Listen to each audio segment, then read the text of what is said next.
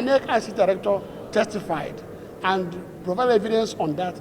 There was nothing more for INEC to say again. So just to clarify, are you saying that what was uploaded on the IREV is different from what was on this of EC8A? Of course, no. The Form EC8A was meant to be what is on the IREV.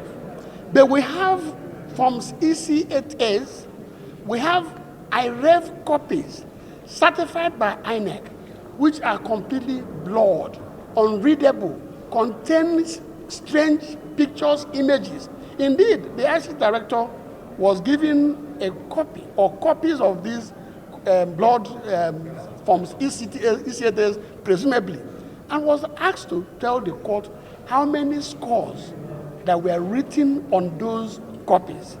If you were in the court, you would have seen his difficulty because nothing was written on those documents. So one wonders, on what basis did INEC collect the result?